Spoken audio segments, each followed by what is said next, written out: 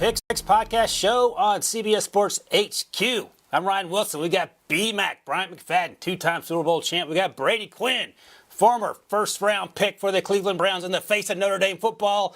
And me, the third wheel of Pick Six podcast. So here we go. What are we doing today? We are talking NFL because why? It's May 16th. What else are we going to do in the middle of May? Specifically, we're going to talk wins and losses, predicting every win, every loss for every NFL team. Let's get to it. B-Mac, I'm going to start with you. We're going to go to the AFC West. I don't think anyone would argue that is going to be the best division of football as we sit here. Coming into this conversation here, Caesars has the Chiefs at 10.5 at the win total. That sounds low to me. What do you think about 10.5?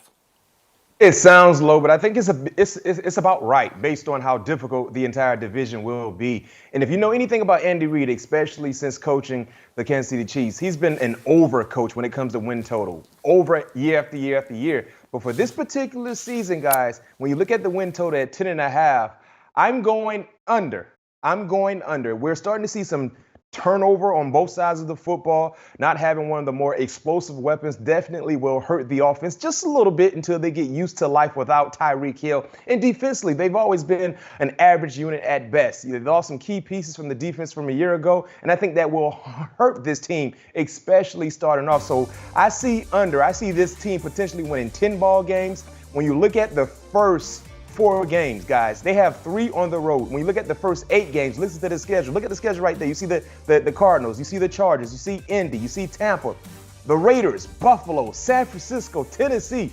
That's just the first 8 ball games right there. So that's a difficult task to start the season off. Not to mention when you look at the recent success they've had, every team will approach the Kansas City Chiefs like it's their biggest game of their season based on what they've been able to do. So I see an under happening for Andy Reid and the Kansas City Chiefs. I'm on the other side of this one. I think it's an over, and I have actually got them winning 12 games and once again winning the division. Reason why is their front office has done a tremendous job of replacing what they lost. The reality is, as good of a player as Tyrann Mathieu is, it's not that it changed that defense very much. B-Mac called them average. I think they're a little bit better than that, but the reality is he wasn't making that big of a difference. And I think they did a good job of bringing in George Karlaftis, getting Trent McDuffie, guys who are going to be able to impact this defense, who are young and aren't going to hit the salary cap. And then they got some depth behind that in this year's draft. Let's go on offense, though. They lose Tyreek Hill. Okay, what are they going to do in replace of that? They signed Juju Smith-Schuster. They signed Marquez Valdes-Scantling. You still have Mecole Hardman as well as Travis Kelce. And on top of that, you get an absolute steal in Sky Moore, who I think is going to be in for a big rookie year. So when it's all said and done, I actually love what the Chiefs did this offseason. I think once again they will reign supreme. And we talked about their schedule. The reality is that their schedule, their bye comes at a good time. It's not that midpoint of the season where you're looking for that. And I'm actually looking at the first few games saying it's a little bit sketchy. I mean, what are the Colts going to be with Matt Ryan? He's just now getting there, his first time being in that system. There could be some growing pains there early on, taking on the Colts on the road. The San Francisco 49ers, yeah, you're playing in their house, but you got Trey Lance, who's a rookie. Presumably he's going to be the starter. We have no idea what that's going to be. Same thing for the Las Vegas Raiders. We assume because they were a playoff team last year, that's going to be the case this year.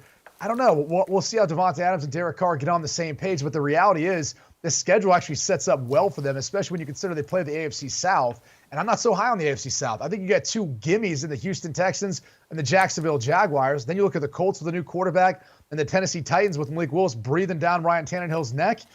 I don't know. I think that ends up being 12 wins once again for the Kansas City Chiefs.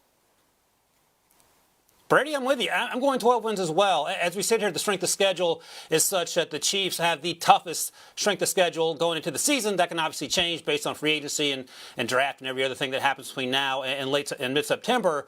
But the point is that schedule is going to be tough, which is understandable because they're such a good football team. But I think to Brady's point, I had concerns last year over the first 2 months of the season with the Chiefs. They were 4-4, and everyone, mostly me, was like, oh my God, what's going on? Andy Reid and Patrick Mahomes have been exposed. They were fine. They got on the right track, and they looked a lot like the Chiefs. I actually think they're better now with the players that Brady and B-Mac have talked about joining that roster than they were going into the season a year ago, even though Tyreek Hill is now in Miami. I like this team to win 12 games, and again, that's going over the 10.5 that Caesars has set. As we sit here, B-Mac likes the under just by half game there, and Brady, of course, likes 12 games as well. All right, let's move on to a really dangerous team in this division. They were dangerous last year. They were dangerous 2 years ago when they drafted Justin Herbert. Look, every time I talk about Justin Herbert, I have to apologize because I did not think he was going to be this good based on his senior year at Oregon. I was blown away. I was wrong. My bad, Justin. He's a game-changing talent and a huge problem, not only for the Chiefs, but for the other two teams in that division. Brady, I'll start with you. What do you think about what the Chargers have done? Caesars has them at 10 wins over-under. What do you think is going to go on in L.A. with that team? Well, look, the roster didn't need a whole lot, but being able to get additional protection for Justin Herbert was one of the big keys, and they got one of the better players in the entire draft in Zion Johnson out of Boston College. So, boom, a hit there. More depth in the backfield was Isaiah Spiller, who ended up getting only in the 4th round. To me, could have been a 2nd-round, 3rd-round pick when you look at the tape. And then Jamari Sawyer out of Georgia to add some depth to that offensive line. So, just on the offensive side of the ball, I think they checked off a lot of boxes. Outside of that, they really didn't need a whole lot else. Even though they obviously made a few additions over the course of this offseason, in particular Khalil Mack, adding that to the defense. But I think this is a team that's a playoff team to me. Now, I don't have them winning a ton of games in comparison to the Kansas City Chiefs. I've got them right at that win total at 10 wins, so it'd be a push in this case. And really, reason being is the way their schedule sets up. And I think I guess I need to see it before I believe it with this team. The bye, again, comes at a pretty good time. And the front half of their schedule, to me, is a lot easier than the back half. When you take into account the Jaguars, the Texans, the Browns. The Browns, by the way, we don't even know if they're going to have Deshaun Watson or not. If they don't, those are 3 very much winnable games outside of the couple divisional games to start off your season with. So I like this schedule the way it sets up. I think this is one of those where if the Chargers can stay healthy, which is a huge key, and build momentum for the first half of the season, they can get to 10 wins and potentially make a run once they get into the playoffs. Yo, I'm high on the Chargers. I think Justin Herbert has an opportunity to potentially be the best quarterback in the entire division, and that will say a lot. So I'm going over. I see 12 wins for the Chargers based on some of the additions that Brady hit on.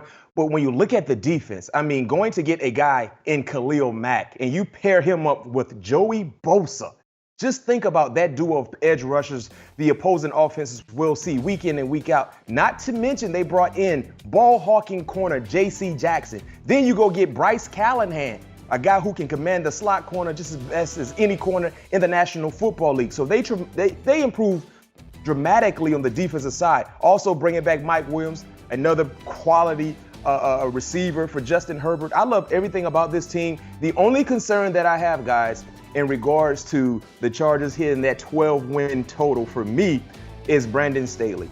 Will he finally put the joystick down and coach the game like it's real football? Coach Staley, you're not playing Madden. It's okay to punt the ball. It's okay. If he can just adjust and make that change, this team, me personally, 10 wins, you got to go over. I see 12 happening. B-Mac, it's so funny you said that because I wanted to ask. I'm going to ask you first, and I'll have Brady follow on that. So you guys played in the NFL a long time. B-Mac, you played for 2 different coaches, both won Super Bowls. Brady, you played for a handful of coaches as well. Do you want someone like Brandon Staley who is way crazy with what he does, but you know how it's going to play out? You're going to go for it on 4th down no matter what? Or do you want someone a little more conservative, even if you get pushback from the fans and the media? B-Mac, I'll start with you. More conservative for me because if you continue to go for it, 9 times out of 10, you're not going to convert those opportunities. And you put the defense in a tough situation. I feel we used to always tell ourselves on the sideline, give us more than a blade of grass to protect, and we can protect it. But if you don't, I mean, we're standing on eggshells. That's already a difficult task as it is. So punt the football, play the game how it's supposed to be played. Like I said, you're not playing Madden. It's not a video game. You can't go for it every time you feel like it. Well, look, the analytics would tell you otherwise, and here's why I love it, because I think it actually is setting a vote of confidence for both the offense and the defense, meaning, look, I've got what I feel like to be a franchise quarterback in Justin Herbert, so I think he's going to be able to get it more often than not. Instead of 1 out of 10, maybe more like 6 times out of 10, 5 times out of 10. He's willing to take those chances and those odds, and the times they don't get it, they've got that defense to rely on. So why not in an offensive league when it's really built up for big plays and pass interference where you get the advantage of yardage, not just automatic 1st down and 15 yards. So I love the aggressiveness. I know it hasn't worked out at times for Brandon Staley, but I think over the period of time, and the analytics community will tell you this, the more you do it, the more it's going to play out to your favor. At least that's what they would say. So I think it's more of a vote of confidence. I would love it as a quarterback. Give me another shot to be out there in the field. And as a defensive player, it's like, come on, B-Mac, have a little swag to you. Have some confidence out there that your coach is saying, it's all right if we don't get it. You'll get the stop for us. You'll get the ball back for us. I'm okay in being tough, Brady. I'm okay in being tough, but if you're telling me we're playing against Pat Mahomes or Russell Wilson and we're backed up on our 30-yard line and it's 4th and 3, we're going for it, Coach, at some point in time, these guys get paid a lot of money. At some point in time, they're going to capitalize. Just understand that. Like, just the counter argument to that is you're going to have to go for those 4th downs in order to beat Patrick Mahomes, because who has the ball last probably ends up winning the game. So even more so in those scenarios. Now, if you're telling me there's a bad football team where you don't believe they can drive the field, different story. Going against Houston, going against Jacksonville, all right, punt the ball, make Trevor Lawrence, make Davis Mills prove to me they can go the length of the field. I get that argument, but with guys like Patrick Mahomes, you know they're going to be able to go the length of the field, so you might as well try to go for it anyway. There you go. All right. I think what I've learned here is that B-Mac is channeling Pete Prisco, and Pete is very happy with your stance there, B-Mac, on punting the ball on 4th down consistently. All right, let's go. B-Mac, I'm going to go back to you because I want to talk about your guy, curly-haired Russell Wilson. He's now in Denver. Is he going to save that franchise from itself? Drew Lock has moved on as part of that trade to Seattle. Caesars has them at 10 wins. Are you buying Russ Wilson to Denver, or are you a little worried about that? I'm buying it, but I think we will see some issues. You know, you talk about a new quarterback going to a new organization, a new coaching regime there, first-year head coach. It's going to be a lot of turnover. But I see, ideally, with this team, I see push. I see them winning at least double digits. You look at the division. We talked about how difficult the division will be, seeing the likes of the Chiefs, the Raiders, and the Chargers twice a year. And outside of that, you know, they have some other winnable games. I like how they start the schedule off the table. At least you go to Seattle. That's a homecoming. You got Houston on the schedule. You got the Jets, and you got Jacksonville. But me personally, I think we will see maybe a slow start offensively for the Broncos with Russell Wilson and his new a cast of offensive teammates. But I go push. I think that's the reality of this win total for me. I easily see double digits happening for the Broncos. I say 10 wins. I say push. I am on the other side of this. I'm saying 12 wins. They go 12-5 and tie the Kansas City Chiefs. Russell Wilson is the difference, and unfortunately, it's a year too late for Vic Fangio, who was waiting for a quarterback to be the guy to take them to that mountaintop. So I've got Kansas City winning via a tiebreaker, but, you know, B-Mac, you're talking about their schedule. You're right. The front half of the schedule is easy, and the bye comes at that halfway point of their schedule. So you love to see that as a player where you get that break halfway through the season, and you can kind of make that second half push in order to go to the playoffs. Talk about, you know, getting on the same page as wide receivers and all that. Look, this guy's meeting with Peyton Manning, breaking down film already in his office there in the facility. He's already having all the players come down to San Diego to work out with them before they even got there for their offseason training. So trust me, offensively, they're going to be on the same page. To me, the biggest question is about the defense. Whether a guy like Bradley Chubb is going to be able to step up and be the player they drafted him to be. If Randy Gregory is going to turn out to be that consistent pass rusher they think he's going to be. And how big of a step can a guy like Patrick Surtain take in his second year, who had a phenomenal rookie season? But this roster is built to win now. I honestly think the only question mark in my head is how Nathaniel Hackett handles it as a first-time head coach and going up against this tough division. But I got a lot of faith in Russell Wilson being the change and being the difference in this on this team and in this division this year and getting to 12 wins and, again, another playoff team. So, Brady, question for you, quarterback question for you. I'm high on Russell as well, but if you had to rank the top 3 guys in the AFC West, who would be 1, 2, and 3 at the quarterback spots? Patrick, Russell, Justin Herbert, Derek Carr. And by the way, it's not a slight to Derek Carr, Justin Herbert, but we've already seen Russell Wilson do more so far in his career.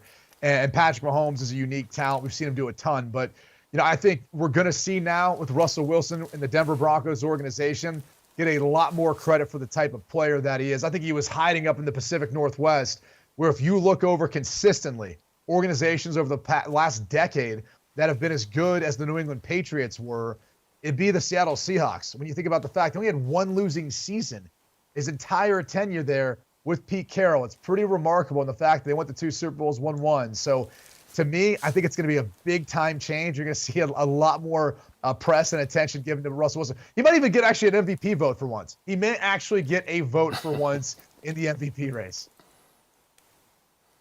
All right, well, Brady is making his case for Russ Wilson and the Denver Broncos. I'm actually leading with BMAC. I have them at 9 wins. If they're in the AFC South, I have them at 16 wins. I'm just concerned about that division being so incredibly tough. And I know Russ has experience playing in tough divisions, but new teammates, new system, new coach.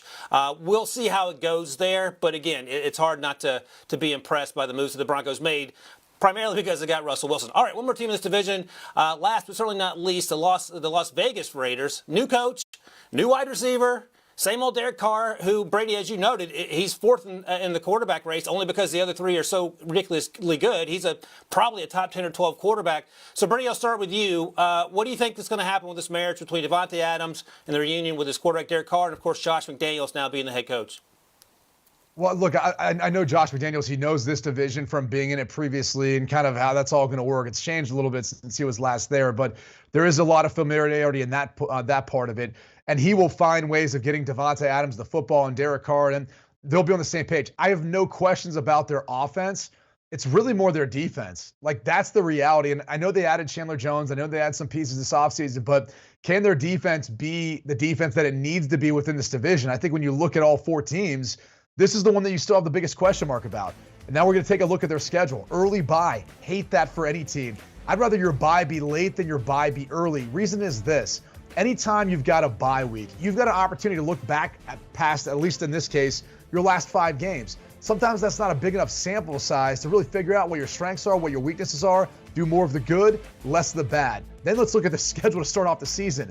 My goodness, it is divisional games and teams who are playoff teams heading into that bye. Now, it obviously gets easier outside of the bye, and that's going to help, but I just think this team's going to have a really hard time gaining any momentum to start the season. And if that's the case, there's some frustration. Who knows how this thing's going to go in the second half with all those games to be played after that early bye. So I believe I've got them at 7 wins. They're going 7-10. We kind of talk about this division, how good it is, but someone's going to have to suffer some losses. For me, it's going to be the Raiders with a first-year head coach, not first time in Josh McDaniels, but we talked about a lot of those changes. There's going to be a lot of changes there, I think, in Las Vegas with the way this team's going to operate. I mean, the division clearly has improved. But this was a team a year ago with all the adversity they faced on and off the football field, won 10 ball games, got to the playoffs. This roster is better than what they had a year ago. The structure is better. Clearly a new coach. Remember, they had a coaching change during the season. So, yes, I believe this team will win at least 9 ball games to hit that over when you look at the win total of 8 and a hook. I mean, this is what they've been able to do. They've been an over team over the last 3 years. You see it there with all the turnover, with all the issues they've been having. Derek Carr has found a way to deliver an over when you bet on them with the win total. I believe and I understand this is a division full of quarterback star power, and I'm right there with Brady. I would rank Derek Carr 4th, but they made some big-time additions on both sides of the football, and I think they will find a way to get things done to be able to hit at least 9 wins. All right, that's it for the AFC West. We're going to go to break, and when we come back, we'll talk more football, talk the Rams and the defending Super Bowl champs when we get to the NFC West. In the meantime, go subscribe to the Pick 6 podcast, and when you get done with that, we'll be back to talk more football.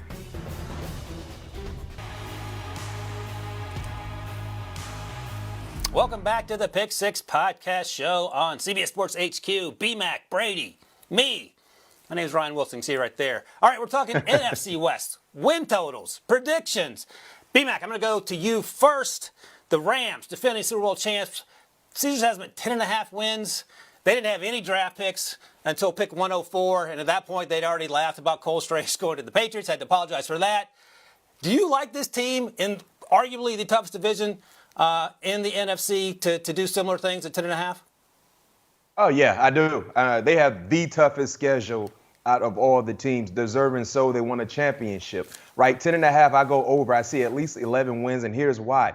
When you look at the continuity they have on offense, year 2 with Matthew Stafford under Sean McVay, I believe he will be in the MVP conversation. I think he's going to do big-time numbers. You look at some of the additions. They lost OBJ. They brought in, having a brain fart, receiver from Allen Robinson from Chicago. That's a big-time addition to pair up with Cooper Kupp, Van Jefferson. You look at having a healthy Cam Akers into the fold. That's a plus. Defensively, they lost some pieces, but they brought in one of the best interior linebackers in the game in Bobby Wagner. Getting Troy Hill back was a small under-the-radar signing as well to add to the secondary along with Jalen Ramsey. This is a well-coached team, guys. This is a well-coached team. And you look at the turnover right now in their division. Seattle, it's a rebuild. Arizona, don't know exactly what to expect from them, especially not having DeAndre the first 6 weeks of the season. Then San Francisco, what will Trey Lance look like as a starting quarterback? The pressure's a little different. So me personally, I like the Rams in their division along with being able to take care of what they need to take care of outside of the NFC West. I go over. I am just under this number at 10-7. Look, Super Bowl hangovers are real, and I think if we go back and look at some of the highlights of that parade, it might have been lacking people out there in the crowd in Los Angeles, but it wasn't lacking booze because it seemed like everyone was pretty much getting after it, was hammered. But the reality is the whole crew came back together. McVay didn't take a TV job. Aaron Donald's coming back. You've already got a star-studded roster. Maybe OBJ will join as well, but it's hard to win back-to-back. We've seen it time and time again. And so for that reason, I've got them being a playoff team. I don't have them necessarily winning the division in this case. We'll get to which team that is. But I do think they'll still be one of the better teams in the NFC. I think they could get off to a slow start and a rude awakening with that Buffalo Bills matchup starting week 1. But their schedule, I don't view it as difficult. I think they've got some layups early on at home outside of that Bills game. So I think they will be a little bit up and down. The bye's a little bit early, but for the most part, the Falcons at home, the Panthers at home, the 49ers with granted on the road on Monday Night Football, but again, a young Trey Lance who's going to be taking over. I think you've got a really good chance of building some momentum. It's just that early bye and then a tough stretch. But the way you close out with Seattle twice in the second half of that, lends to a little bit more favorable outcome, I think, when you're looking at what this team could be this year. So I like 10-7. It makes them a playoff team. All they need is a chance once to get in the playoffs. I like 10 wins as well. And what it sounds like, BMAX at 11, that we're all circling around this 10.5 that Caesars has out there.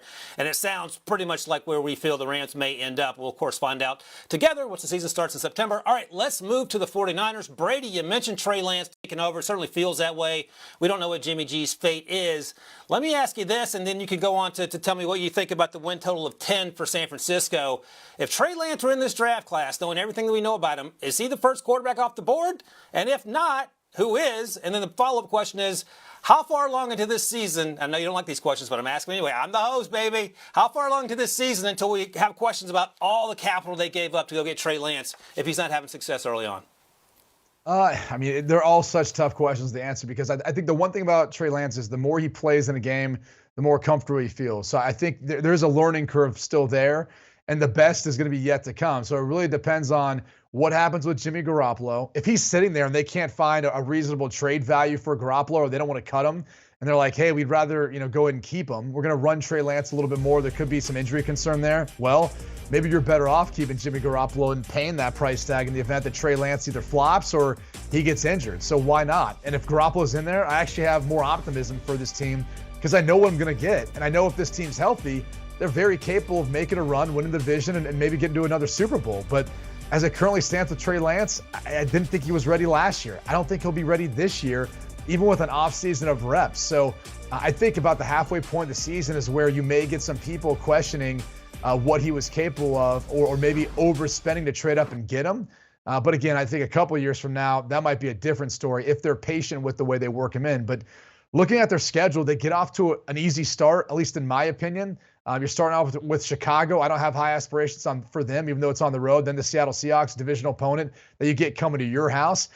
Then after that, it gets a little bit tougher with a couple teams in Denver and LA who I've got optimistic or feel bullish about. But then again, two easier teams, even though back-to-back weeks on the road, Carolina, Atlanta.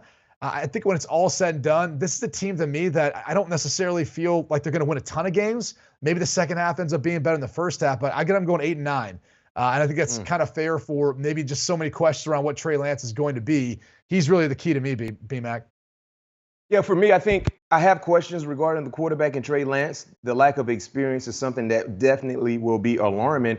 But this is a well-coached team. They have pieces in place. I see 10 wins. I go push with this particular prop bet, and here's why. Brady, you talked about the start of their schedule. The first 6 ball games, they got 4 legit winnable games against Atlanta, Carolina, Seattle, Chicago. Of course, the toss-ups will be with the Rams and the Broncos. But outside of that, I mean, the first 6 ball games, they can easily jump out and go 4-2 and then get into the thick of things of their schedule the rest of the way. But looking at Trey Lance, Kyle Shanahan will have a plan in place if he is the starting quarterback to kind of take some pressure off his plate. You look at hopefully getting a happy Deebo Samuel back. You look at all the other pieces, Brandon Ayuk, Kittle. They got a nice array of weaponry surrounding the young quarterback, not to mention some of the additions they made on the defensive side. So once again, this will be a playoff caliber team. And I think Trey Lance will be able to deliver on his end of the bargain to be able to come through and at least give me a push with this prop bet.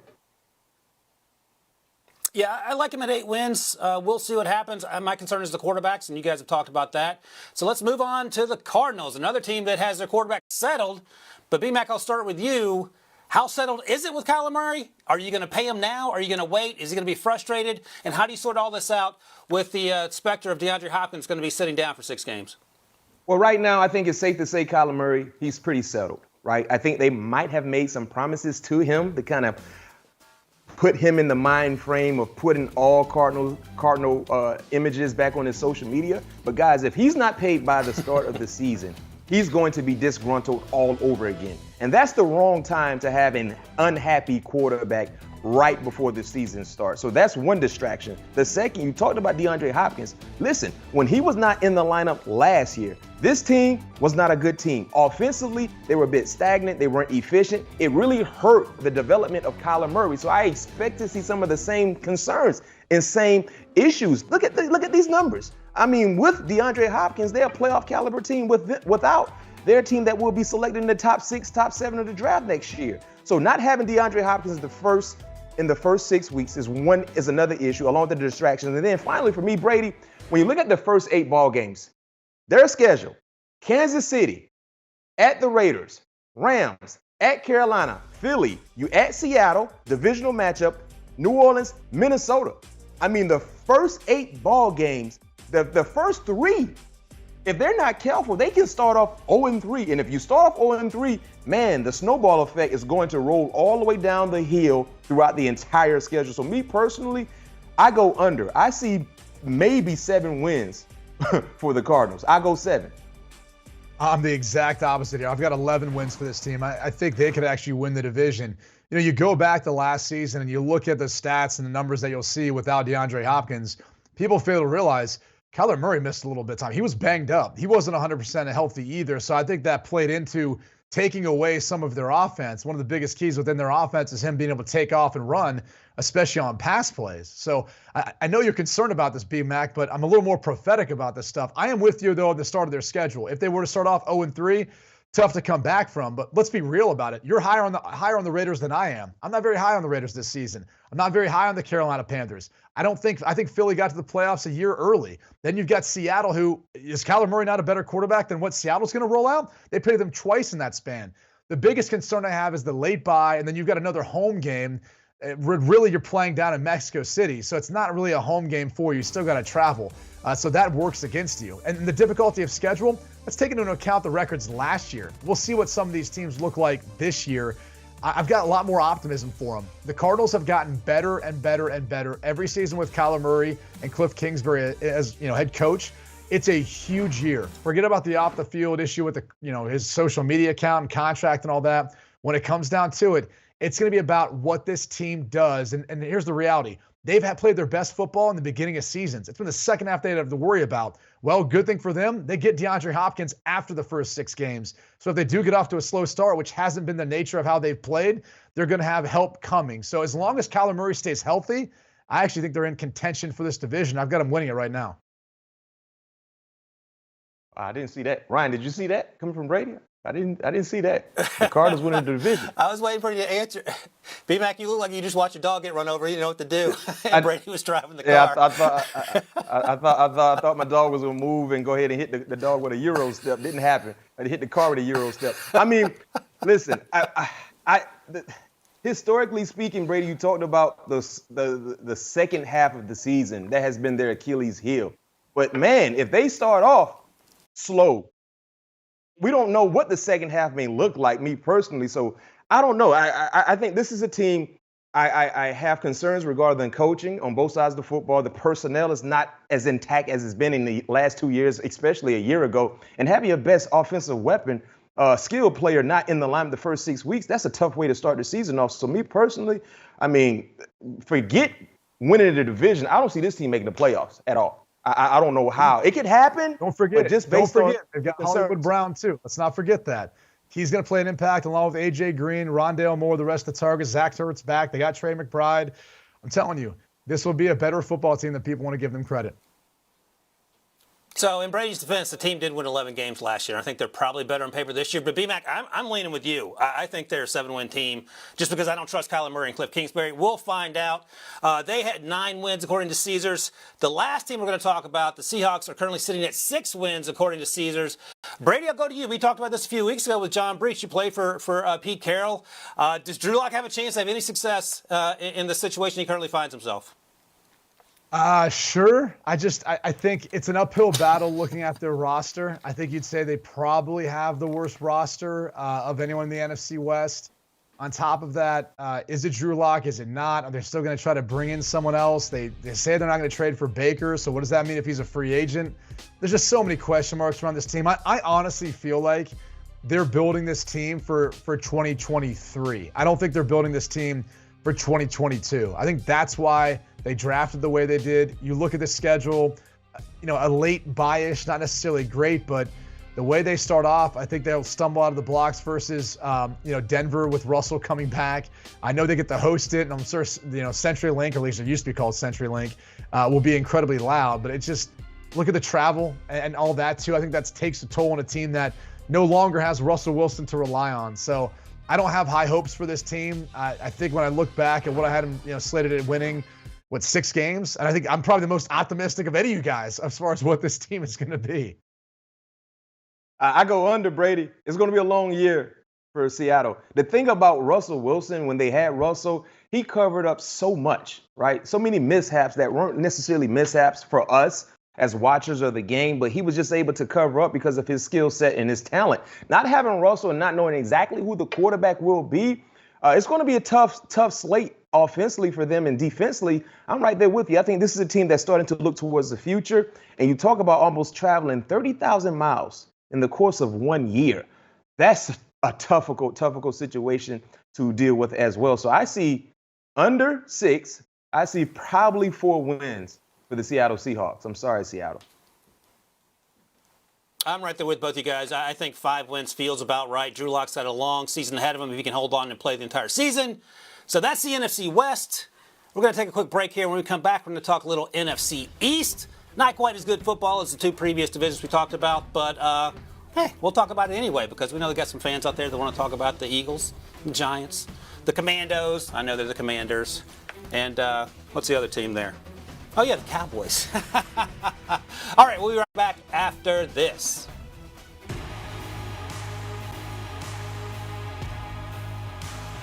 Welcome back to the Pick Six Podcast Show on CBS Sports HQ. We're moving to the NFC East. Going to start with the Cowboys, where Caesars has them at 10.5 over/under. There's never been a repeat champion in the NFC East. You have to go back to 2001 and 2004. Those Eagles teams with Donovan McNabb, Andy Reid. Brady, I'll start with you. 10.5 on the Cowboys. Do you trust Mike McCarthy to get that team over the hump? Or are we going to have a situation where by, say, Thanksgiving, Jerry Jones is talking about getting rid of Mike McCarthy?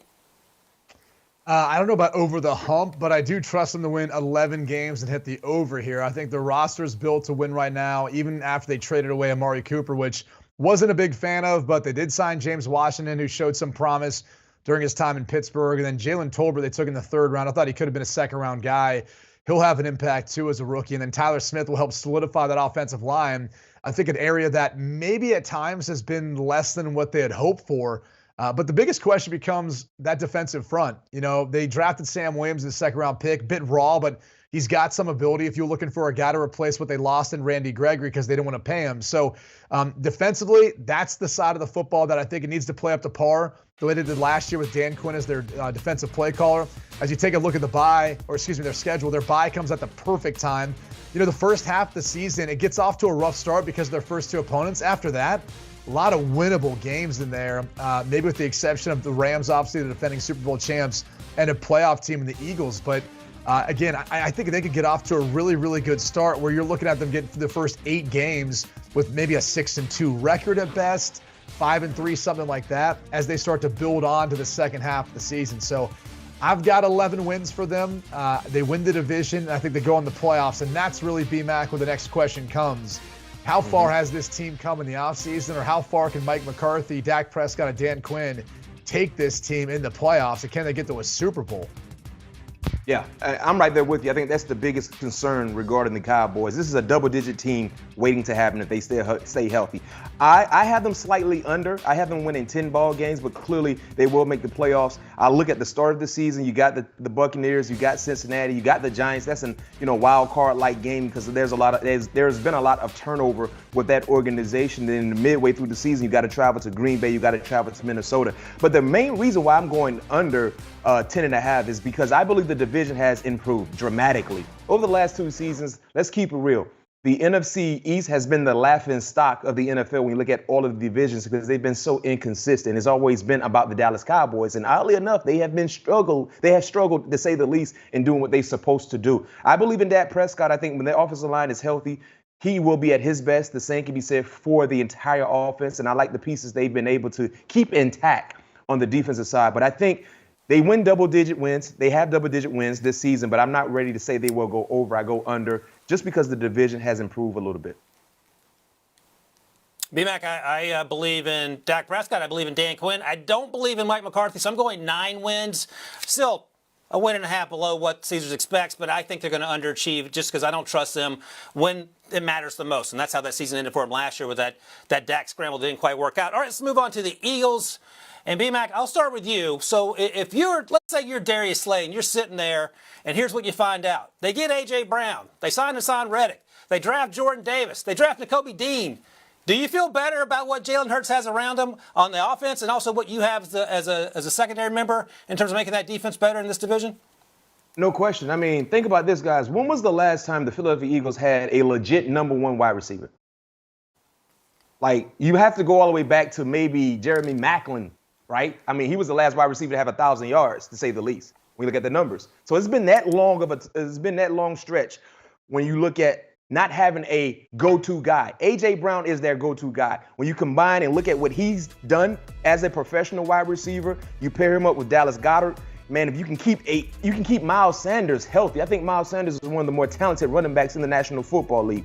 So they have the pieces in place. All the pressure will be on their quarterback and Jalen Hurts. If he can deliver, you better believe there will be a lot of smiling faces in Philadelphia because they have the talent. This team has improved dramatically, and because of that, I go over.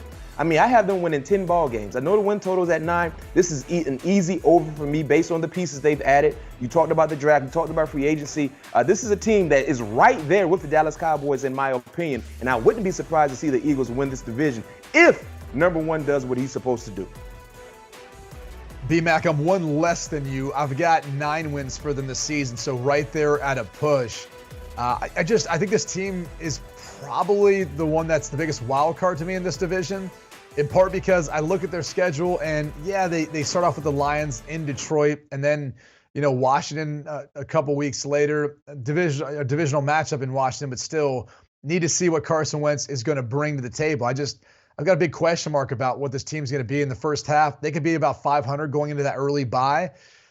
It's all on Jalen Hurts. It's all on whether or not Jalen Hurts can take the steps necessary with A.J. Brown, Devontae Smith, all the other weapons that you just saw in the graphic a minute ago, and become the quarterback they're hoping he's going to be. If not, they've got the draft capital to go draft that guy in the 2023 draft. So that's what this all becomes dependent upon, is the steps that Jalen Hurts can take as a passer within this offense. And I think last year they maybe raised expectations by getting to the playoffs maybe a year too soon, in my opinion.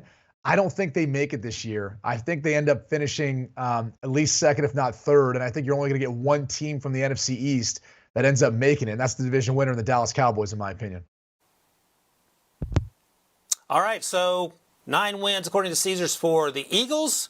Let's move on to the Commanders at 7.5. So Brady, I'll go to you, and I'll ask you this question, the same one that BMAC put to you about the AFC West. Rank the quarterbacks for me, because Jalen Hurts seems like the wild card, but I feel like Carson Wentz might be a bigger wild card. What do you think about that? I think that's fair. I mean, clearly I'd put Dak Prescott as number 1, and you put Danny Dimes at number 4. And then it's how you're going to view these two in between. Carson Wentz has done more in his career than Jalen Hurts has at this point. So I think you put Wentz second. And I'm a little more bullish, I think, on this Washington team. I've got them winning 9 games, so I'm going to take the over here. Defensively, their front 7, and we kind of forget about Chase Young. He's got something to prove coming into the season, especially if he wants the type of long-term extension that I think he's looking for and the team's looking for out of him. The weapons that they have on the outside with Wentz would probably be better than what they had with Taylor Heineke last year. And it's not like they've got a huge need up front on their offensive line. So I kind of look at the way things are going to shape out for this team this year. I think they'll be competitive. I think they'll have a lot of grit, a lot of fight. We saw that last year, despite the quarterback situation. So I've got them winning 9 games. I think they'll be the team that if it ends up making it or sliding into the playoffs in that number 7 spot. And looking at their schedule, the one thing you hate is that late bye, but I'd rather be late than early. And they get off to a really easy start with their first couple opponents. So I like them building some momentum early, and then from there, fighting their way to a 9-8 record into the playoffs. Yo, Brady, I would agree with you, right? I'm right there with you. I love the entire roster. But my concern is at the quarterback position with Carson Wentz. So this would be what the last 3 years he's been on 3 different ball clubs, right? He left Philly a year ago, went to Indy, pairing up with Frank Reich. We thought that would be a match made in heaven, and bam, it fell. Everything fell through, right? And now he's going to Washington. So I'm concerned with Carson Wentz just from the mental approach of the ball game. Talent-wise, everything around him, defensively, I'm right there with you, Brady. I think this is a team that can do damage in their division and throughout the entire NFL. But the quarterback play, and I'm going to tell you this much, I'm going under, by the way. I'm going under 7 in the hook. I think they win 6 ball games. The first two ball games of the season for Washington will tell me everything I need to know about them and everything I need to know about Carson Wentz. They play home against Jacksonville. They travel to Detroit. The first 2 ball games will tell me if they hit this over or if they will hit the under. And that's my concern. I don't trust Carson Wentz. So because of that, I go under. I'm sort of there with you. I got him at 7 wins. As I said, Caesars at 7.5. The Giants come in last here according to Caesars. They're at 7 for their win total. B-Mac, I'm going to come back to you. Is there any good news you can give Giants fans, whether it was Danny Dimes, Saquon's return, a new head coach and a new GM, terrible division? What do you have for Giants fans here as they sit here with 7 wins according to Caesars? Go ahead, B-Mac. Oh, me personally, I like what the Giants have been doing via free agency throughout the draft, Ryan. We talked about it. They hit on everything they needed to hit on with the draft. So when you look at what Caesars has the Giants at 7, I go push. I see 7 wins, and I think the Giants fans would jump for joy if they're able to do that, because that clearly will change the dynamic of this organization when you look at the direction they've been going. So all of the pressure clearly is on the quarterback and Daniel Jones. I'm not calling him Danny Dimes until I start seeing Dimes. So until then, I will call him by his name, Daniel Jones. I love what Brian DeBall can do as a head coach. I think this is the organization that is going in the right direction. It's going to take some time. They will go through growing pains. But to say the least, I think push would be the ideal number for the Giants. I got them winning 4 games. I mean, B-Mac, you're talking about not having know what to expect out of Carson Wentz. How can you say that about Daniel Jones? I mean, are we serious right now? They're not even picking up his 5th-year option. This is it for him, and they're hoping and praying that maybe he plays well enough without the franchise tag. But I don't see that happening. Look, I'm with you as far as what they've done with their roster, but they need someone to play quarterback and not turn the football over the way Daniel Jones has. So the reality is this team doesn't have a good enough defense to overcome what they lack in offense. And it's a first-year head coach, not necessarily saying that it's not going to go well offensively or won't bring some of what he brought from Buffalo with him. But the reality is it's an uphill battle. And I think they're going to be looking for their franchise quarterback in next year's draft. And you'd rather be 4-13 than sitting there somewhere around that 7-win mark, which is where Vegas has them. So I've got the under, and I think overall, long-term, it's probably going to be better the way it's going to play out for them if they get Bryce Young or C.J. Stroud in next year's draft. No, there you have it. Brady hates Daniel Jones. I think we heard it here first. Thank you for that, Brady. That's it. 3 divisions in the book. We're going to take a break, come back, and talk about my favorite quarterback in the whole wide world, McCorkle Jones. In the meantime, subscribe to the Old Pick 6 podcast. If you like hearing me talk, Brady, B-Mac, John Breach, Will Brinson, the host, subscribe. Welcome back to the Pick 6 podcast show, CBS Sports HQ. We're on to the AFC East. Brady, I'll start with you. Talk about the old Bills there. Josh Allen. Is there any chance this team doesn't win this division? Caesars has them at 11.5. They somehow got better. They were already a really good football team to the point where they're drafting punters. How do you feel about the Bills situation? How do you feel about that 11.5? I think it's over, and I've got them going way over. I might be a little bit too bullish on this team breaking out, but at this point, I've got them winning 14 games and going 14-3. If you look at their schedule, the way it pans out, there's obviously a bye that comes kind of early-ish, and I know they've got a difficult schedule starting on the road at defending Super Bowl champs, but I think there's a good chance they just play spoiler. Go ahead after that, take on the Tennessee Titans, Miami Dolphins, Baltimore, Pittsburgh, Kansas City. Bring it on. This team is built to win. They're built to win with this talented roster they have, and really, again, the way their schedule schemes out after that first part of the season, I don't want to say it's favorable, but I think they've definitely got some layups there with the Jets, with the Browns. We don't know Deshaun Watson's situation. If he's not playing there, that's a winnable game. I should say the Jets twice, by the way. The Bears as well, to kind of finish things on down the road. So to me, it's the Buffalo Bills and then the rest of the division fighting for that second spot and a wild card spot. Yeah, Buffalo, they're my pick to get to the championship. I wouldn't be surprised to see Josh Allen win the MVP award. This is a team that lost a few pieces, but they added some nice pieces as well. Adding Jamison Crowder is a under-the-radar signing, especially when you look at what they have going offensively at the quarterback position and the other pass catchers there on their offense. And then when you transition to the defense, this was one of the best defenses in the National Football League. But guess what they did? Oh, let's go out and go get one of the more elite pass rushers, especially when he's healthy in the game, and Von Miller, to add him to what they've been able to do. You might not have Trey White to start the season off, but going to get Kyer Elam in the first round was a huge plus for me as well. I don't have them winning 14 ball games, but I have them winning 12, and clearly this is like almost a given for me when you look at the over 11.5, especially in the division. Yeah, I'm with you, Mac. I like 12 as well. I think we all can agree the Bills are a pretty good football team. There are some differences of opinion when it comes to New England Patriots, by the way. 8.5 according to Caesars. It'll be Mac Jones year 2 for him. B-Mac. He needed playmakers, so they got some playmakers for him. Devontae Parker, they got your guy Tyquan Thornton, who they got in the draft in the second round, the burner. What do you think this Patriots offense is going to look like, and what are your expectations for Mac Brown in year 2? Mac Jones, excuse me. Mac Jones returning to Mac. I think this offense will be more entertaining based on some of these skill guys they've added. Thornton, you talk about 4-2 guy. All you need him to do is run deep, and Mac just throw it out. Go back to his Alabama days. You talk about Devontae Parker. I think they're going to see Devontae Parker at his best based on their game plan for him. So I think this offense will be more entertaining. I think Mac Jones will be more aggressive. We didn't really see that a lot. We saw a lot of check downs. I'm not surprised, when you look at a rookie quarterback playing in that system, they've been taught to take what the defenses are giving them. But I go over with this prop bet. I think they will be the second best team in this division. Bill Belichick is still coaching there on the sidelines. I know he just lost his longtime offensive coordinator, Josh McDaniels, but he understands the game better than any other coach in this division. And add in the pieces on the offensive end, not to mention this is a defense that was very, very opportunistic over the last few years. I think this is a team that will do well. They missed the playoffs of last year. I don't think they will miss the playoffs this year. I have them going over 8.5, ideally winning 10 ball games. Yeah, look, this number is set at 8.5 for a reason, and I've got them hitting the under at 8 and 9. And it's not the fact that they didn't try to surround Mac Jones with some talent out around him. It's just the fact that this roster, if you look at it, it's really built for go win the division, go win the playoffs, maybe a Super Bowl with Tom Brady. Mac Jones isn't Tom Brady, and when you look at the other divisions, other teams within the division, Buffalo and Miami, they have way more talented rosters. I think the Patriots roster is probably closer to what the Jets have now after the past couple of seasons trying to build around Zach Wilson.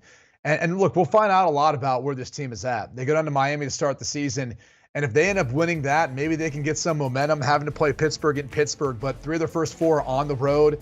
Baltimore is one of those teams they get at home, but that's a tough matchup. And then you got to go to Lambeau. And so if they start off the season 1-3, 0-4, where does that leave them? Because it really doesn't ease up until that really second quarter of the season before their bye. That's about the midway point. So I just don't have high aspirations for this team. I think they're going to be battling to be around that a little bit under 500, a little over 500 mark.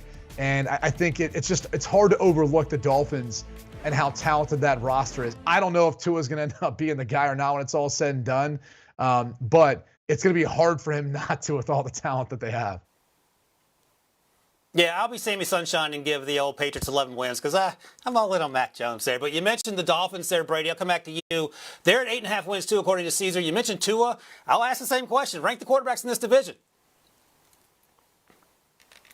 I mean, the tough thing in answering that is it's obviously Josh Allen number 1, Zach Wilson at 4, and then I think Tua, yeah, he's probably behind what Mac Jones did in his rookie season, but the reality is, I mean, look at what he's got around him. Give him a shot, give him an opportunity with Tyreek Hill and Jalen Waddle, and let's see what he's capable of. And the other thing is look at his win-loss record. Like, you could say what you want about his arm strength or, what this team is or isn't with him as the starter. They tend to win more games than they lose. Last time I checked, that helps you win the division, helps you get to the playoffs. So I'm behind him. I think they'll implement an offense that plays to his strengths and really plays to the strengths of this talented group that he's got to throw to. The biggest question in my mind is the defense. That was their calling card over the last couple of seasons for Brian Flores. Will there be any drop-off now that he's not head coach and Mike McDaniel takes over? How is that going to work if they face any adversity too throughout the beginning of the schedule? I talked about that matchup from the New England side of it. What about it from the Miami side? If they drop that home game to the New England Patriots and all of a sudden they start to struggle, Mike McDaniel's an interesting guy. Is he going to be able to still have that locker room and have that team listening to what he's preaching as a first-time head coach who kind of is more quirky, a little bit more unique with the way he goes about handling stuff? So I've got them at 9 wins. I've got them right there with the Patriots, kind of back and forth.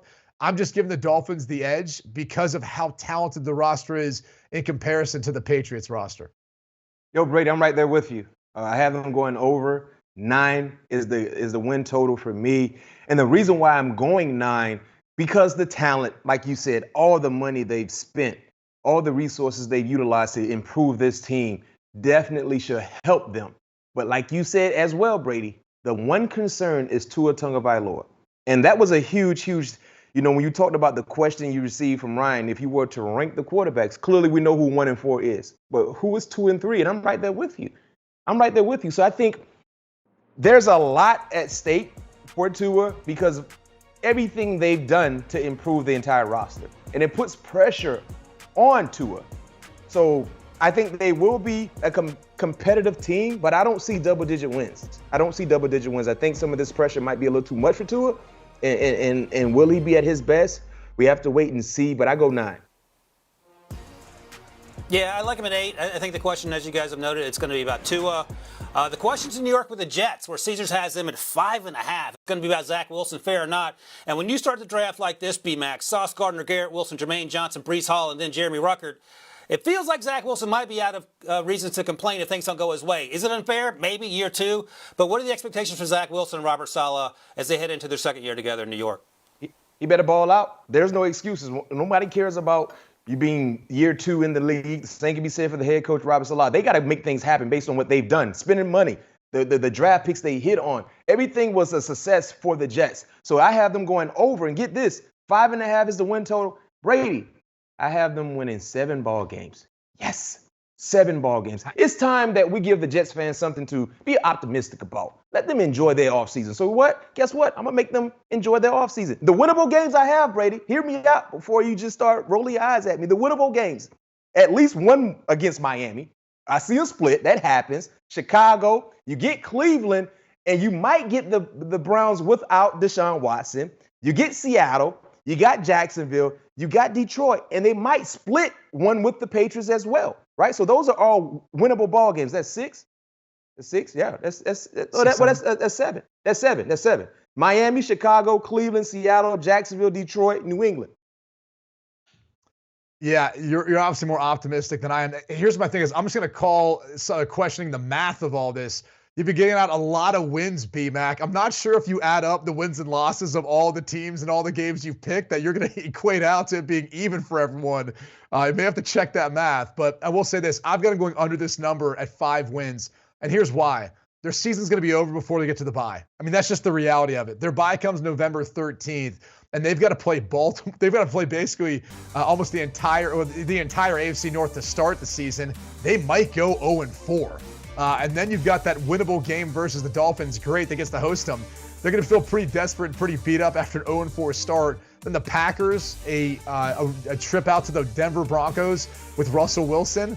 The Patriots, Bills. I mean, there's a realistic scenario where they're 1-8 here, maybe 0-9. I mean, as good as the roster has improved, I just haven't been a believer in Zach Wilson. I think this is an unbelievably difficult schedule that lightens up in the second half, but it could be decimated by that point. So I've got them winning 5 games and probably going back to the drawing board at the quarterback position in the 2023 draft. All right, so here's what we found out. That Brady hates all things New York. Daniel Jones, Zach Wilson. I did the math, Brady. I got the Jets winning 7 games. It comes out to 272 total when you get through this whole thing. I feel great about the Jets for now. All right, we're going to take a break. Talk some more football in a second. In the meantime, subscribe to the Pick Six podcast. And I know B-Mac that producer Nora wanted you to say it. I'm going to say it. You can also subscribe to All Things Covered with B-Mac and Pat P. Wherever you get your podcasts. They have a really good podcast, perhaps a little better than Pick Six, but you're going to hear that from me. We'll be back in a second.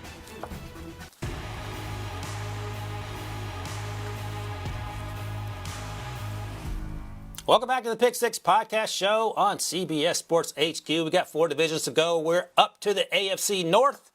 Going to start with the Browns, where Caesars has them at 9.5 wins. Brady, I like giving you these hypotheticals, so I'm going to give you another hypothetical. We don't know what Deshaun Watson's fate's going to be in terms of suspension. Would you rather have Deshaun Watson for, let's say you can't have him the first 3 weeks and the last 3 weeks, or would you rather not be able to have him for the first 7 weeks if you're Kevin Stefanski, the Browns? So you can have him in the middle or not in the beginning? What do you want? I would rather have them. I'd rather have him at least if I could. I wouldn't want him to miss the first 7. I think you need to get off to a good start. It's his first year there. Their first 3 games, yeah, if they go without him, they could potentially still beat Carolina, beat the New York Jets, maybe the Pittsburgh Steelers with a rookie quarterback and Kenny Pickett. So then if he comes back for Atlanta, they start to get on a run, they build some momentum. Maybe they're set up for the last 3 weeks to potentially survive versus the Saints, the Washington Commanders, as well as the Steelers again. So I'd rather that scenario than you miss the first 7 and then you get almost to the bye and you're going, what do we have left in this season? So in that scenario, that's how I see it going out. But here's the thing.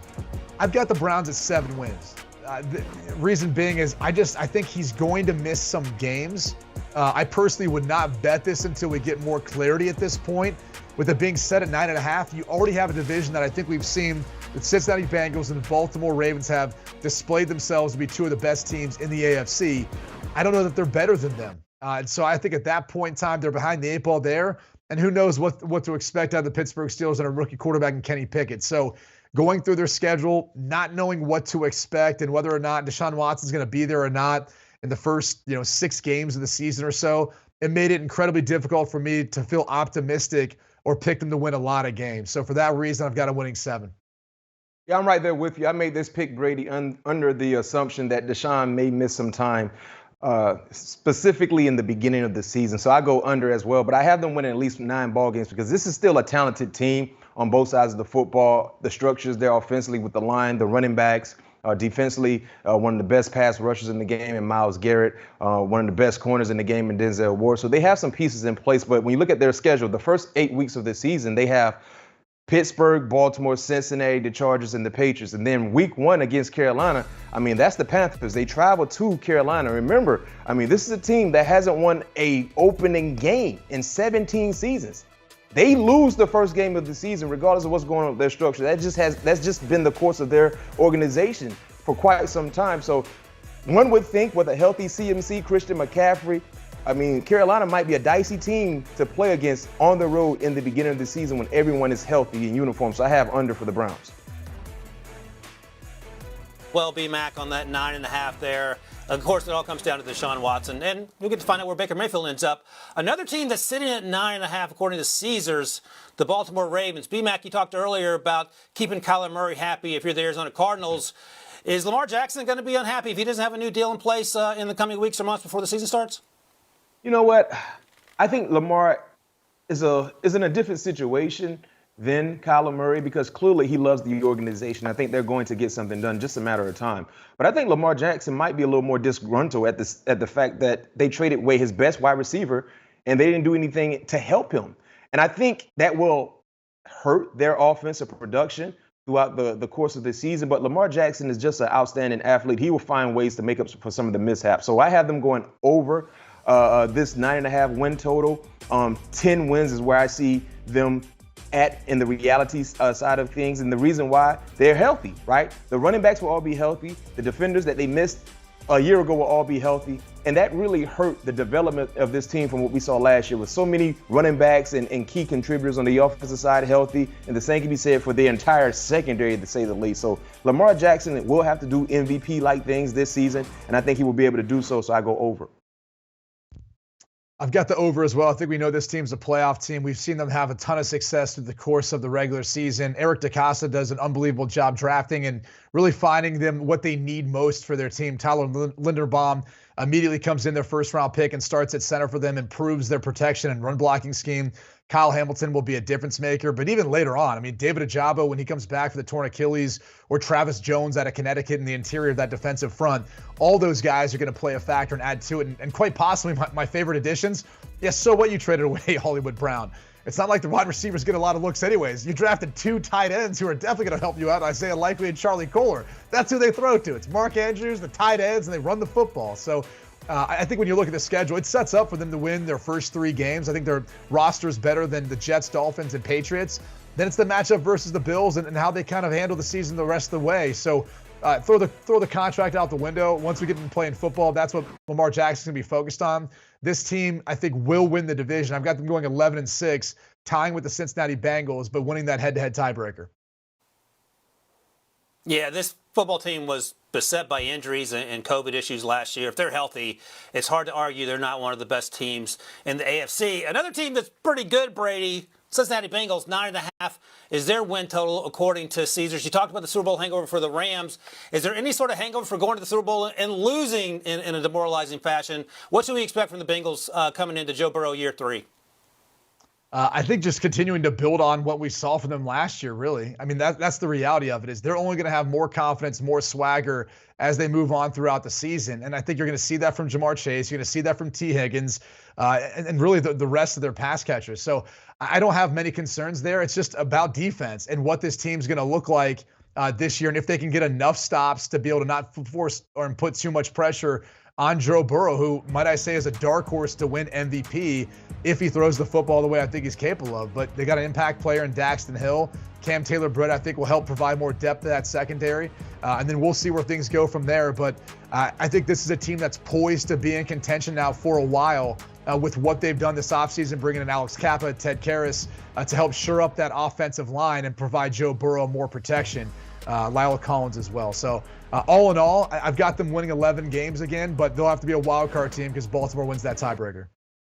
Yeah, Brady, I'm right there with you. I go over. I have them winning 11 ball games to all the points that you just made. When you look at their Achilles heel from a year ago, was the offensive line. Could not pass protect for their quarterback, but they still got the job done. A whole new right side. They invested a lot into the offensive line. I think they will see that production come for those said investments. And just everything, the nucleus for the entire offense. But one of the things I like about Cincinnati real quick, signing Hayden Hurst, right? And I think that's an under-the-radar signing because he's extremely athletic. And you look at the other pass catchers they have the luxury of throwing to, Hayden Hurst will have one-on-one opportunities, matchups in his favor. So he might do big-time things in this offense along with Joe Cool Burrow. So I go 11 wins as well. This will be a competitive team once again. I like 11 wins. We all agree on that. The Bengals will be a good football team if they can stay healthy. All right, B-Mac, your Steelers. Disrespectfully, Caesar gives them 7.5 wins over under. sell me on, as a veteran player, do you want Mitch Trubisky or do you want Kenny Pickett as a cornerback coming into year 3 or 4? Who do you want leading the charge for you going into that division? Right now, I would say Trubisky. We've seen him play in a meaningful NFL ball game. And let's keep it real. It wasn't like he just was a bad quarterback for Chicago. They just didn't have a lot going on around him. And I think this offense will fit what he does nicely, the athleticism that he has to make things happen with his legs. He has a strong arm. I think his accuracy will improve. They will find ways to do what Trubisky loves to do, which will help his production out. So when you look at this prop, man, I'm going over. So you're basically telling me you expect for Mike Tomlin to have a losing season. That has never happened. He's never done that. All he has done has been win ball games, enough to have a winning season. So me personally, 7.5 is easy. I go over, and I might be a bit excited for the Pittsburgh Steelers, Brady, but you know what? It's my pick. I'm going 10 wins for the Steelers, Brady. 10. Oh my goodness. Again, we got to check 10. the math on this. So many wins I'm going are 10. being thrown out at this point. I mean, someone's going to only win 3 or 4 games, B-Mac. All right. Somebody. I've got them not the Steelers. winning 6. I'm going to take the under here. It's no disrespect. I love Mike Tomlin. I think he's one of the best head coaches in the NFL. It's more concerned about Matt Canada and this offense. I wasn't a fan last year of it. I think they still have some young pieces that need to grow up. And whether it's Mitchell Trubisky or Kenny Pickett, regardless, I think there could be some struggles as they're both new to this system with Matt Canada, and there could be some growing pains. We know how good the defense is. That'll keep them in games, but it is a tough division. When you're talking about a division that has Cincinnati, has Baltimore, we both agreed, B-Mac, they're each going to have double-digit wins. And if I'm not mistaken, did you have Cleveland at double-digit wins too, especially if Deshaun No, Watson's I did not. there? I did not. No, I did not have Cleveland. I took the under with Cleveland. I took the under with Cleveland, Brady. I didn't have Cleveland winning double-digit wins. You can add a name to the list, B-Mac, in addition to the New York teams. Yeah, you're right, Ryan. We get it. Everyone's winning 9 or more within the division. I'm telling you, somebody needs to audit this and add this up. I don't think it's going to equate to the same amount of wins and losses throughout their entire schedule. Brady, I'll be honest with you, because of my condition, I did add all of them up, but I won't name names. We'll talk about it off air. I told Produce to know about it. Let's just know that I got all 272. Let's take a break. I know that. So I can tell based on your picks, not B-Max. Stop it. Stop it. Leave B-Mac alone. We're going to take a break. And if you don't like the way that Brady is treating B-Mac, then go subscribe to the Pick Six podcast and make Brady even angrier. He doesn't like the emergency podcast, so that's how you can get back at him. And while you're there, go ahead and subscribe to the All Things Covered podcast, too, with B-Mac and Patrick Peterson. All right, we'll be back in a second to talk a little more football.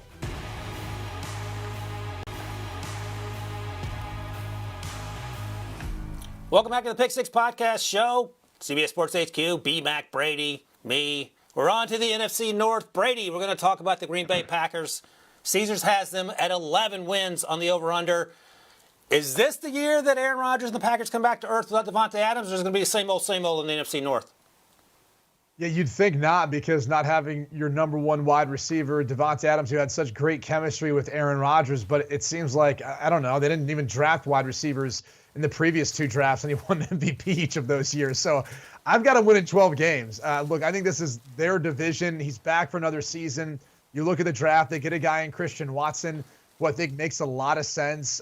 Romeo Doubs, too, out of Nevada, is a down-the-field player that I think will be able to help them out, along with what they already have. They help beef up that offensive line as well. So I'm pretty bullish on this team, in part because it's Aaron Rodgers and he's playing at such a high level at this point. But the reality is it also has a little bit to do with where Detroit and Chicago's at. I just think they're not as competitive. Now, the Vikings can be, but they've got a new head coach. So as you look at the schedule, bye comes really late in the season. Don't necessarily like that, but look how easy the start of it is. Really, after the Vikings, I mean, we know Aaron Rodgers owns the Bears, especially on Sunday Night Football, where he hasn't lost and he hasn't thrown an interception to 23 touchdowns. And then it gets a little more difficult with the Buccaneers. But overall, for me, I think this is a very, very easy, winnable schedule with some tough bouts in it. But for the most part, some smooth sailing for Aaron Rodgers and the Packers. 12 wins is where it's at. For me, I look at 11 wins. I go push. I think we will see maybe a slow start when you look at the wide receivers. I think this is safe to say for the first time in Aaron Rodgers' career in Green Bay as a starting quarterback, he don't really know who his number one wide receiver will be. And eventually that will unfold. But right now we don't know. So I think life without Devontae will take some time getting used to. But Aaron Rodgers is just still one of the best quarterbacks in the National Football League. So I see double-digit wins easily for me, playoff caliber team, but I'm not quite ready to go over 11, so I say push. I got 11 as well, B-Mac. Let's move on to the Vikings. Caesars has them at 9. B-Mac will come to you. Your guy, Patrick Peterson, is returning for one more year in Minnesota. And they went crazy in the draft, making that defense better. Lewis Cine in the first round. Andrew Booth Jr. in the second round. Brian Asamoah in the third round. All guys that are fast, incredibly physical, good football players. What do you think about this Vikings team loading up on the defense, presumably to stop Aaron Rodgers? And then what are we going to get from Kirk Cousins, who is either you love him or you hate him? I mean, I think what they did defensively, that was the right thing to do because they're chasing number 12. If you don't find guys that can improve in that element, you're going to struggle. The Packers have owned this division over the last few years. And many people feel like that's not slowing down or turning anytime soon. But when you go and look at some of the pieces, not to mention Za'Darius Smith, who they took from the Packers basically to add to their defense along with Jordan Hicks. So this is an opportunity for the Vikings to do big-time things and transitioning to Kirk Cousins. I mean, Kirk Cousins played real good football last year. Granted, the wins didn't follow his numbers, but individually speaking, he did some real good things. So I think this is a team, when you look at their roster on paper from top to bottom, it's safe to say they're right there with the Green Bay Packers, if not better, especially when you look at the offensive end with the wide receivers. So I go over 9 wins when you look at their total. I easily see, me personally, double-digit wins. And it wouldn't surprise me to see the Vikings win 11 ball games. That's where I'm at, B-Mac. I've got them winning 11 games and coming up as a wild card team and really just one behind the Green Bay Packers. And in part because you look at their schedule, early bye, don't necessarily love that, but even the games to get to it outside of Green Bay, the next 4 are all winnable before that bye. So that's pretty big. That long stretch there to finish off the season, it's kind of a roller coaster where you've got some stretches of tough opponents, but then you've got your easier opponents, right? Bills, Cowboys, then Patriots, then you got the Jets, Lions, and then we'll see what the Colts. So bottom line is, I think the Vikings are a good enough offense to get to 11 wins. The real question becomes, with all that emphasis put on the defense, how much better did they get this offseason, and will it be enough to be able to stop the Green Bay Packers or at least give them a shot of making a run the playoffs? I had them at 8 wins. I just can't get on the Kirk Cousins train, and that's probably more to do with me than anything else. Moving on. All right, Chicago Bears. 6.5 wins according to Caesars. Brady, got 2 simple questions for you. Are the Bears better now than they were at the end of last season? And are you happy if you're Justin Fields with how this offseason's unfolded in terms of making that offense better? No, I don't feel like they're really that much better. I think the hard thing about this team is really the division they play in. They're at best the third team, depending on how you look at their roster. And then as you look at the rest of their schedule, they don't have a bye until late. That could be tough for a team that's young, that's trying to kind of find its way with the first-year head coach and Matt Eberflus.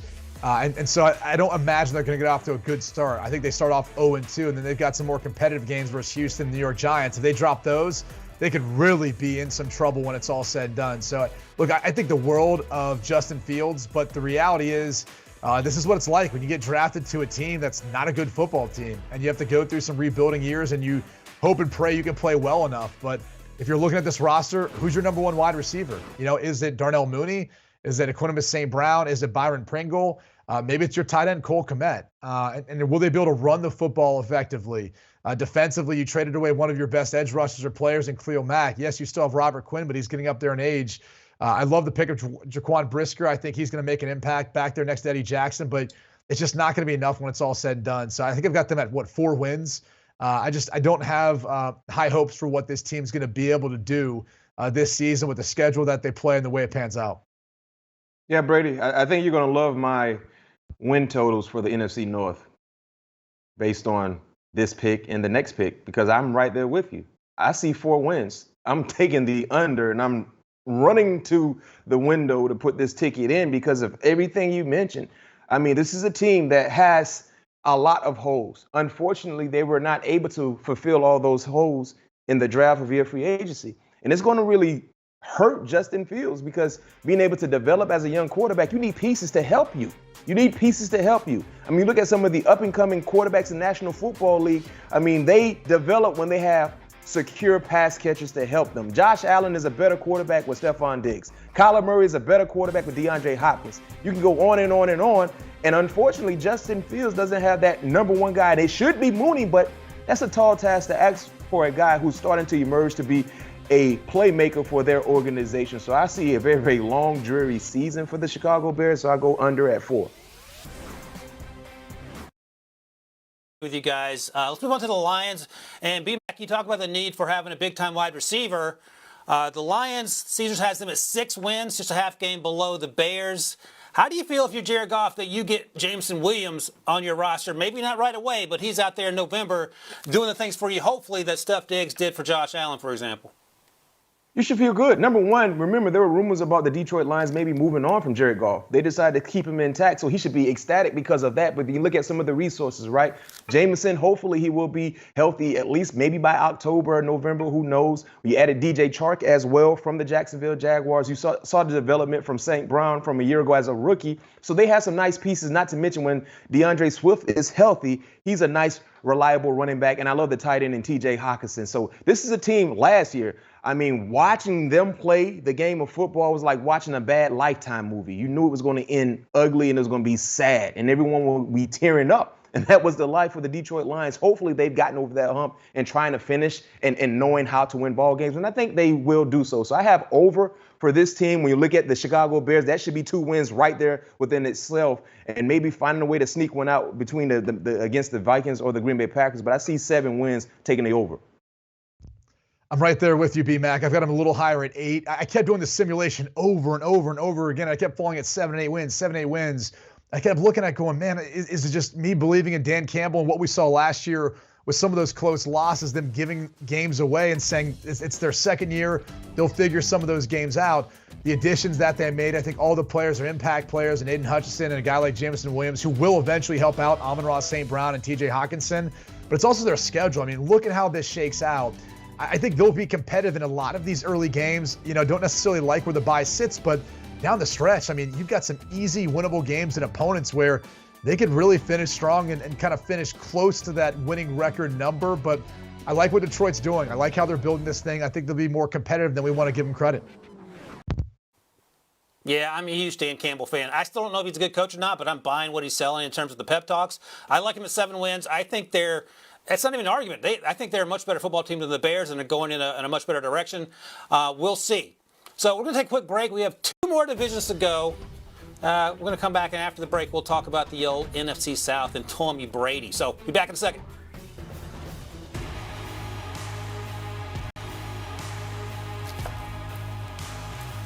Welcome back to the Pick Six Podcast Show on CBS Sports HQ. On to the NFC South. Let's talk about the Tampa Bay Buccaneers. Brady. Let's talk about another Brady. 11.5 wins is what Caesar likes. Is this the year that Tom Brady comes back down to earth? He has so many other things going on outside of football. He's trying to buy teams. He's involved in other stuff. Or is this going to be the same old with Tom Brady dominating on whatever team he happens to play for? Yeah, I actually think it sets up well for him to win way over this number.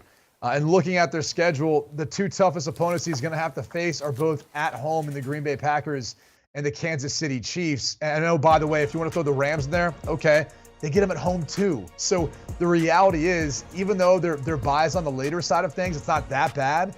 I like what they were able to do and kind of staying intact with much of their roster and adding to some of those pieces. I'm a believer in Todd Bowles. I'm a believer in Byron Leftwich continuing on what they've been doing within this offense. And it's not like Bruce Arians has completely left this organization altogether. He's still there as a figurehead. But look at the NFC South. I mean, the Panthers I don't have high hopes for. The Atlanta Falcons I don't have high hopes for. And the Saints, as much as I love what they've done at the wide receiver position, I still look at it and go, it's not Sean Payton anymore calling plays. What's that going to look like? What's it going to look like for a Jameis Winston entire sample size of a 17-game season? How's he going to come back from the injury? So a lot of question marks there for me. And one of the reasons why I've got the Tampa Bay Bucks, yes, I know this is ridiculous, but I got them at 15-2. I think they're going to have a really, really strong regular season. I don't know what that means for the playoffs, but I have them winning this division easily. It probably seems foolish, and maybe it is, but I don't see many roadblocks in their way with the way the schedule figures out. Well, I'm right there with you, Brady. I have the over for the Buccaneers. I'm not saying, but 15 games. I see at least 12 to follow with all the points you made. Tom Brady is just a guy who hits the over. You saw the graphic there. The last 12 seasons, he's hit the over 10 times. And the 2 times he didn't hit the over, it were a push. So he's always been right there at that number, exactly where he needs to be when it comes to all you guys putting your hard-earned money on a Tom Brady-led team hitting the over. Outside of those numbers, think about this. Their division, the NFC South, is safe to say it's a one-team division followed by the New Orleans Saints. Outside of that, we will see struggles from Carolina and clearly big-time struggles for Atlanta. So when you look at their division alone, the teams he has to see twice a year, you can see maybe the Saints is the only legit team posing to be a threat to the Buccaneers. And outside of that, everything else they have in their schedule, as Brady mentioned. So I see over easily at the Buccaneers 11.5 win total.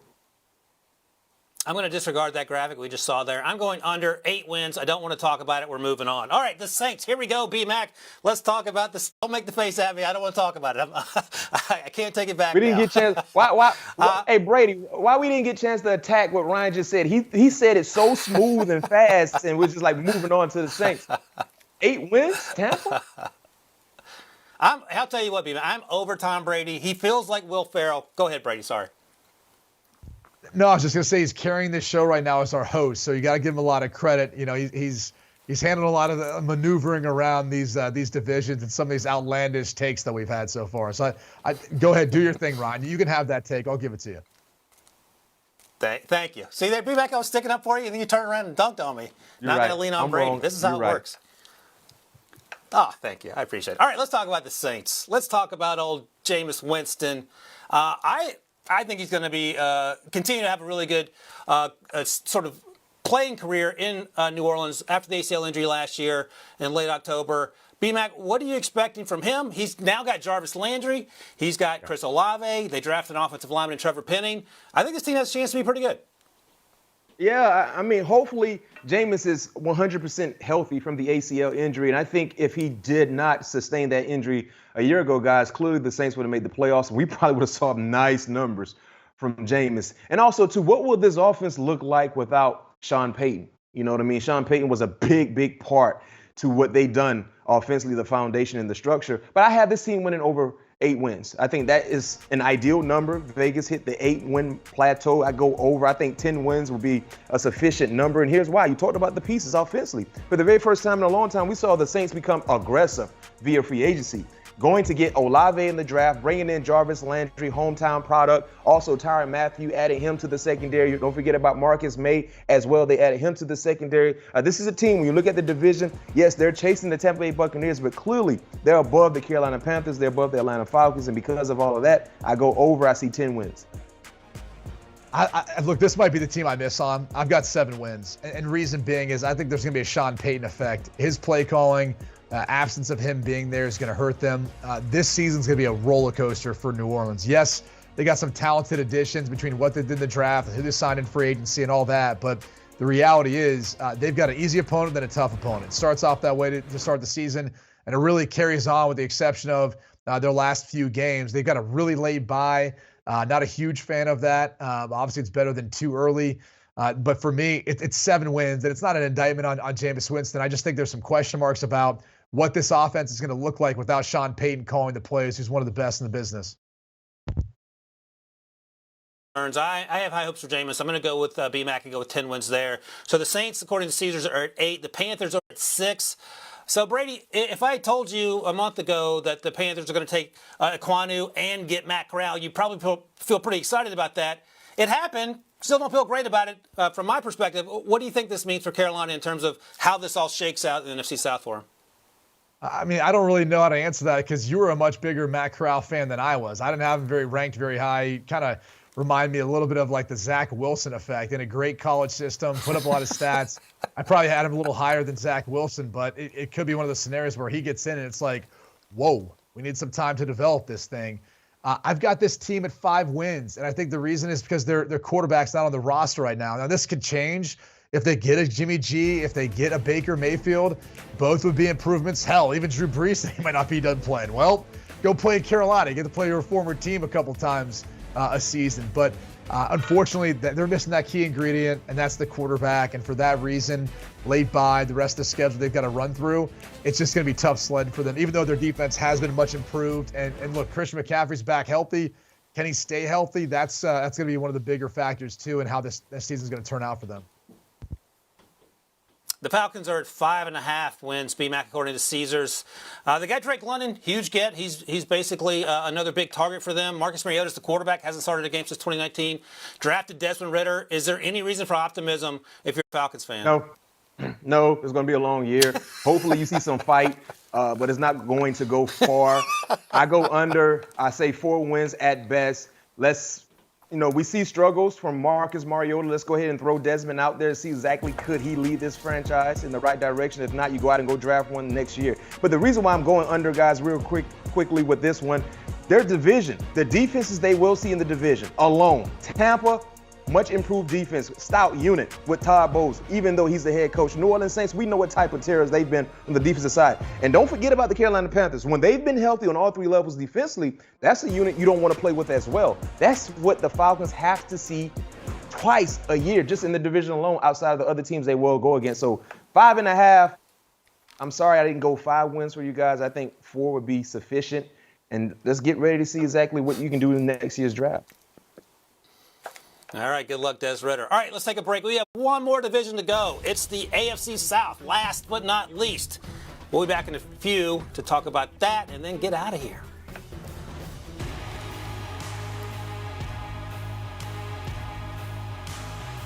Welcome back to the Pick Six Podcast Show, CBS Sports HQ.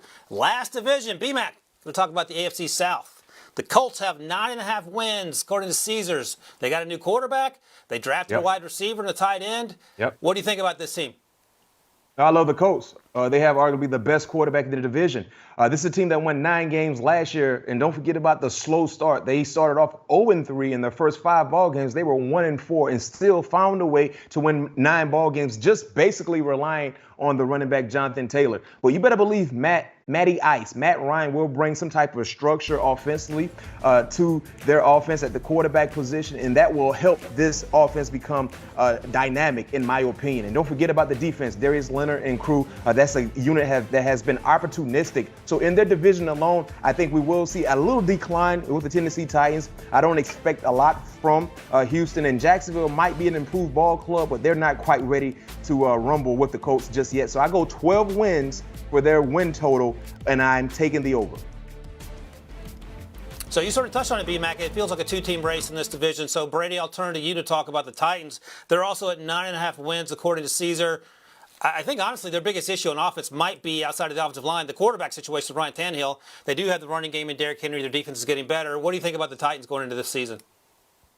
Yeah, look, I've got the Colts and the Titans tying at 9 and 8 apiece, so I guess you'd say they're both hitting the under. But, that has a little bit to do with the fact that the AFC West is so darn good, the AFC South has to play them, as well as the AFC North, and my opinions on them. So I think when you cross over against some of those teams in the AFC picture, it's just tough. I think they're going to lose some of those games. But as BMAC said, clearly the weak links are the Houston Texans, the Jacksonville Jaguars. They're going to have to prove themselves before people start laying some future bets on them.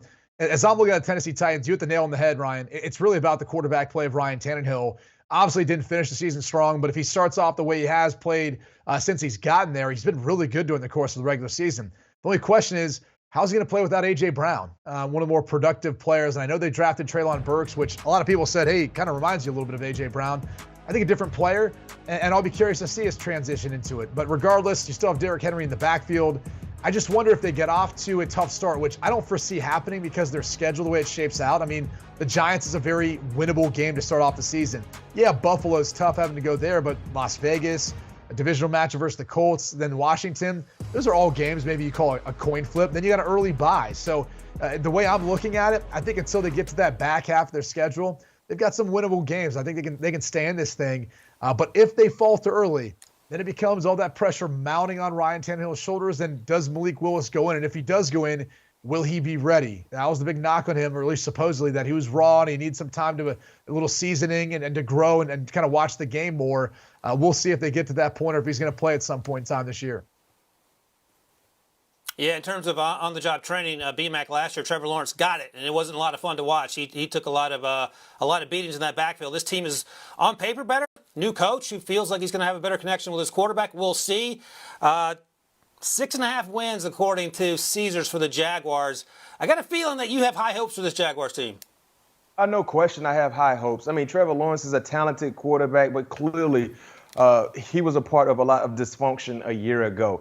Under Doug Peterson, I think we'll see a different, more efficient, smart quarterback. And I think Brady, he has an opportunity when it's all said and done this particular season to be the second best quarterback in the AFC South. And if that's the case, you better believe the Jaguars will benefit from that with wins. And I go over this 6.5 win total. I see ideally 8 wins. I think they have improved dramatically on both sides of the football, especially on the defensive side on all 3 levels. Offensively, they spent a lot of money to improve the resources around Trevor Lawrence. And don't forget, they get their first rounder from a year ago back as well in Travis Etienne. He's a guy who missed the entire season, a very, very dynamic, do-it-all running back that will help Trevor Lawrence as well. So I think this is an opportunity for this team to really take strides in the right direction compared to what they were not able to do a year ago. I sort of agree with you, BMAC. I like 7 wins. Full disclosure, Brady only likes them for 3 wins. But Brady, you're going to bring it home with the old Houston Texans here. Last team, unless you guys want to run it back and see what happens. 4.5 win total according to Caesars. I will say, after the Deshaun Watson situation sorted itself out, it feels like there's a little more stability in that organization. We'll see if that stands. But Brady, where are you at on the Texans, what they've done, and where they're headed here for 2022? Yeah, I mean, look, they've done some good things. It's just not going to be good enough. I mean, look, I get the under for both the Jags and Texans in this case. You know, I just think it's tough. And I know Lovie Smith has been there now. He's taken over as head coach, and maybe they do have more stability, and we'll see what Davis Mills brings in year 2. It's just this roster, when you're looking at it on paper, it's hard to compare to some of the other teams, especially within their own division. You match it along with this schedule, an early bye. You know I'm not a fan of that. I think right out the gate, the Colts and Broncos are both better teams. Yeah, maybe you get a win versus the Bears, but then you have to play the Chargers and the Jaguars. All right, so you're 2-3 to start the season before the bye. Things don't really let up for you down the stretch. So that's where, for me, it's just going to be hard for this team to find some wins. 3 wins obviously will be a step back. You know, for the Jags, that's actually, I would say, an improvement. But the reality is these 2 teams have the furthest to go, and I think this is another team that is going to be in the position at some point at the end of the season next year to go, hey, Bryce Young, C.J. Stroud, Tyler Van Dyke, whoever we're talking about being at the top of next year's draft, maybe we should start looking at that guy.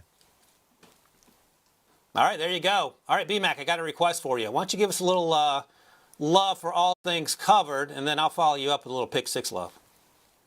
Make sure you guys that are watching us subscribe to All Things Covered. Myself, Patrick Peterson, Minnesota Viking fans, NFL fans, fans of good defensive back play. Check us out. Getting ready to tap into the schedule, see exactly what Pat P loves about the schedule, what he don't like. I know one thing he said, he can't wait to get some revenge against the Arizona Cardinals. The same Cardinals that Brady picked to win the NFC West. And when you're done listening to All Things Covered, look at Brady talking right over the Pick 6 subscription. That sounds about right. I'm going to tell Will Brinson that. So when Brady's done talking. That's what Will Brinson would do. Will Brinson did the same thing. That's a Will Brinson move. There you go. We got hit by the irony piano. Subscribe to the Pick 6 podcast to hear Brinson interrupt everyone, including BMAC, Brady Quinn, and myself, Ryan Wilson. Thanks for joining us. We'll see you later. Do you want a sports network that delivers everything that matters about the game? The highlights, the picks, the instant analysis, no yelling, no fake debates, no politics. Hit the subscribe button and never miss a moment.